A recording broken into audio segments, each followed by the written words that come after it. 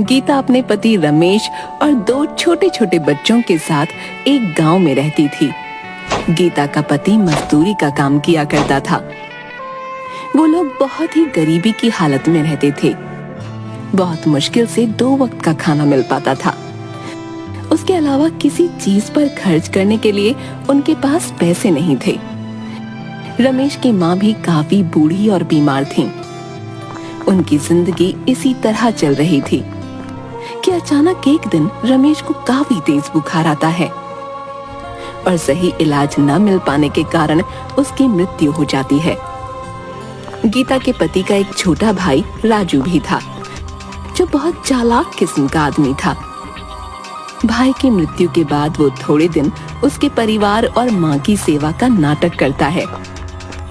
कुछ दिनों में अपनी माँ को उल्लू बनाकर खेती बाड़ी की सारी जमीन अपने नाम लिखवा लेता है। राजू अपनी माँ से कहता है, देखो माँ, भाई की तो अब मृत्यु हो चुकी है। भाभी तो जाकर खेतों में काम करेंगी नहीं, सो मुझे ही सब देखना पड़ेगा। इन कागजों पर अंगूठा लगा दो। बाकी भाभी और बच्चों की चिंता मत करो, उनका सारा खर्च मैं उठा लूंगा। तुम लोगों को चिंता करने की जरूरत नहीं है। बूढ़ी माँ राजू की बातों में आकर अंगूठा लगा देती है, पर राजू बहुत मक्कार निकलता है। 2-4 दिनों में वो जमीन को औने पौने दाम में बेचकर गांव से फरार हो जाता है। कैसा कपूत पैदा किया मैंने, जो अपने ही घर को बर्बाद करके भाग गया। अब हम लोग क्या करेंगे? गीता पर तो दुखों का पहाड़ टूट पड़ा। वो सोचने लगती है, मैंने तो आज तक कोई काम नहीं किया, कभी घर से बाहर नहीं निकली। मैं इन 2 छोटे बच्चों को और अपनी बूढ़ी सास का कैसे ख्याल रखूंगी? भगवान ने हमारे साथ बहुत अन्याय किया। घर का एकमात्र सहारा हमसे छीन लिया। कुछ दिन बीतने के बाद खाने पीने का जो थोड़ा बहुत सामान था वो सब खत्म हो गया। अब तो ना घर में राशन था और ना ही पैसे बचे थे। गीता अपनी सास से कहती है, माँ जी, जो भी पैसे जुड़े हुए थे वो सब खत्म हो गए हैं। कुछ दिन तो कट गए, पर अब आगे का कुछ सोचना पड़ेगा। आस पड़ोस के लोग कुछ दिन तो उन लोगों की मदद करते हैं, पर धीरे धीरे सब लोग उन्हें उनके हाल पर छोड़ देते हैं। गीता अपनी बेटी से कहती है, बेटी, अब बस केवल थोड़े से दाल और चावल ही बचे हैं। आज का ही खाना बन पाएगा। कल से मुझे कुछ काम ढूंढने जाना पड़ेगा। मैं बहुत चिंतित हूँ कि तुम लोगों को अकेला छोड़कर मैं काम पर कैसे जाऊंगी। माँ जी भी तो बीमार रहती हैं, उन्हें किसके भरोसे छोड़कर जाऊं? आप चिंता बिल्कुल न करें। आप तो भगवान की इतनी पूजा करती हैं, वो जरूर आपकी मदद करेंगे। हाँ बेटी, अब भगवान ही हमारी मदद कर सकते हैं। तुम भी उनसे प्रार्थना करना। चलो अब खाना खा लो। बच्चों और सास को खाना खिला लेने के बाद केवल थोड़ा सा ही खाना उसके लिए बचा। गीता जैसे ही खाना खाने के लिए बैठी, तभी बाहर से आवाज आती है, क्या कोई घर पर है?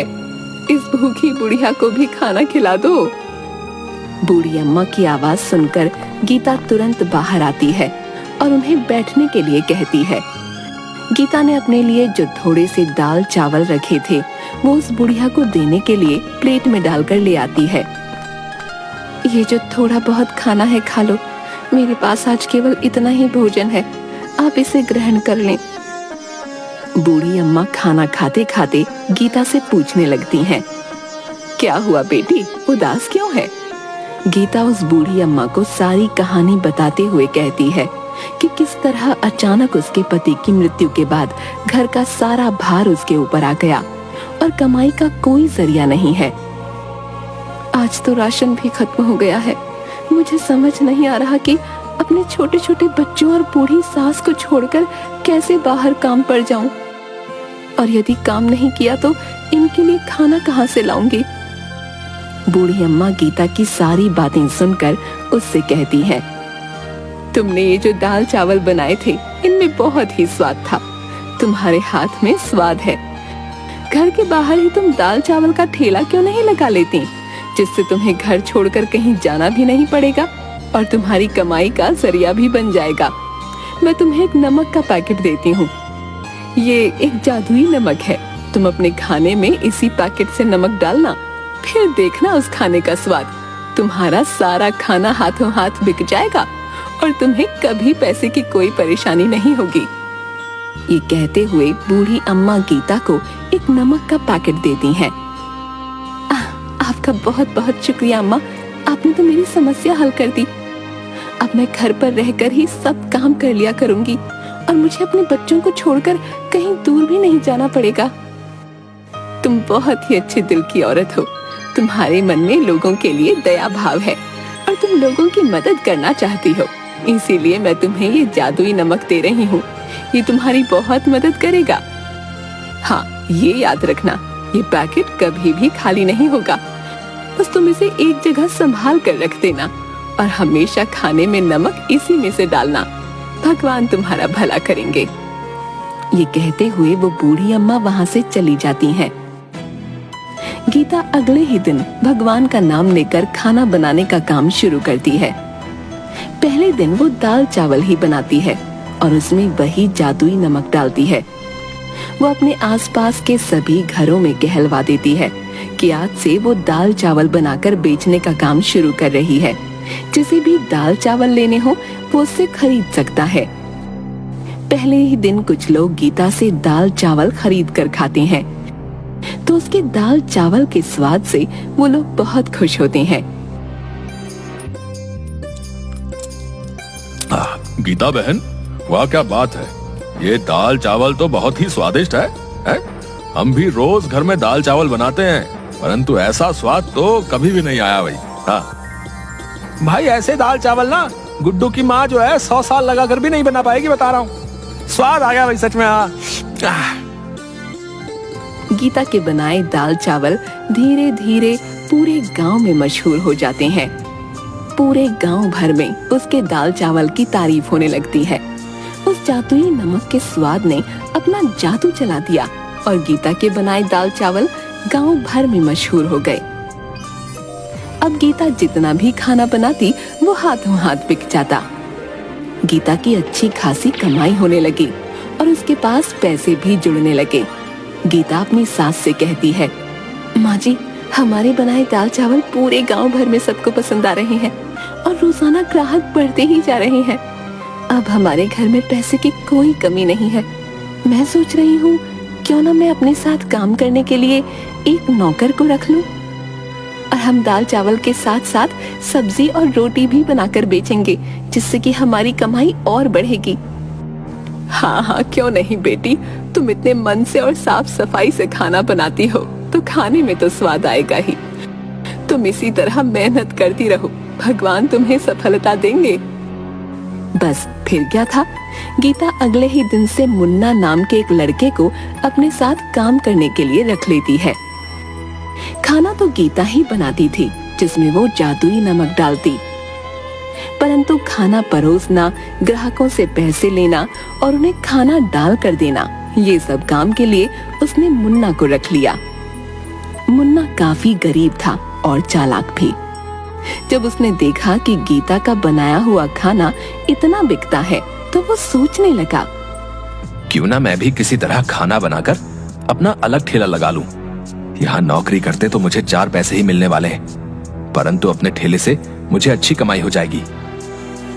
मुन्ना अपने दोस्त से कहता है, अरे यार, ये दिन भर की नौकरी करने के बाद मेरे हाथ में तो कुछ भी नहीं आता। इतनी कम तनख्वाह में भी भला गुजारा होता है क्या? है? मैं सोच रहा हूँ, जब गीता औरत होकर इतना कमा सकती है तो मैं क्यों नहीं, मैं भी अलग ठेला लगा लूंगा। जब इस काम में इतनी कमाई है तो मैं अलग से ठेला लगाकर ज्यादा मुनाफा क्यों ना कमाऊं भाई? हैं? कब तक उस गीता का नौकर बना रहूंगा? पर भाई, ठेला चलाने के लिए तुम्हें गीता जैसा स्वादिष्ट खाना भी तो बनाना होगा कि नहीं है? अभी तुम कुछ दिन उसे देख देख कर उसके जैसा खाना बनाना सीख लो, तभी नौकरी छोड़ना। हाँ, ये तो तू बिल्कुल ठीक कह रहा है। उसके जैसा स्वादिष्ट खाना बनाऊंगा तभी तो मुनाफा होगा। मुन्ना सोचने लगता है, गीता खाने में ऐसा क्या डालती है जिससे उसके खाने का स्वाद इतना बढ़ जाता है? ये बात पता करनी पड़ेगी। यदि मेरा खाना गीता के खाने की तरह स्वाद बनेगा तभी तो बिकेगा। एक दिन छुपकर मुन्ना गीता को खाना बनाते हुए देखता है। वो बहुत ध्यान से देख रहा था कि गीता ने कोई खास मसाले नहीं डाले, बस एक डिब्बे में से नमक निकाल कर खाने में डाला। मुन्ना सोच में पड़ जाता है। बस केवल नमक मिलाने से खाने में इतना अनोखा स्वाद कैसे आ जाता है? हो ना हो इसी नमक में कोई खास बात है। यदि मैं इसका नमक का पैकेट चुरा लूं, तो मैं भी इससे जो खाना बनाऊंगा उसमें वैसा ही स्वाद आएगा जैसा कि गीता के खाने में आता है। बस फिर क्या था, मुन्ना लालच में आकर गीता का नमक चुरा लेता है और चुपचाप उसे अपने घर ले जाता है। गीता की बेटी ने मुन्ना को नमक चुराते हुए देख लिया था। वो सारी बात अपनी माँ को बता देती है। गीता ये सुनकर बहुत परेशान हो जाती है कि उसका नमक चोरी हो गया। अब उस जादुई नमक के बिना वो खाना कैसे बनाएगी? वो रोते रोते भगवान के आगे प्रार्थना करने लगती है। हे भगवान, मेरी मदद करो। वो बूढ़ी माँ जी जो मुझे नमक देकर गई थी, वो दुष्ट मुन्ना ने चोरी कर लिया। अब मैं क्या करूंगी? मेरी मदद करो भगवान। गीता जैसे ही रसोई घर में खाना बनाने जाती है, वो देखती है कि वैसा ही नमक का एक और पैकेट वहाँ पड़ा है। गीता ये देखकर बहुत हैरान हो जाती है कि ये नमक का पैकेट यहाँ कैसे आ गया। गीता भगवान का शुक्रिया अदा करती है कि उन्होंने उसकी मदद की। वो तुरंत जादुई नमक से खाना बनाने लग जाती है। उधर दूसरी ओर मुन्ना भी उस चुराए हुए नमक से खाना बनाकर अपने ठेले पर लगाता है और सभी लोगों से कहता है, आइए आइए और मुन्ना के ठेले पर आकर स्वादिष्ट खाना खाएं। लोग मुन्ना के ठेले पर खाना खाने आते भी हैं, पर जैसे ही वो लोग खाना मुंह में डालते हैं, उसे थूकने लगते हैं। अरे थू थू थू थू थू थू, हैं? इतना बेस्वाद और गंदा खाना है।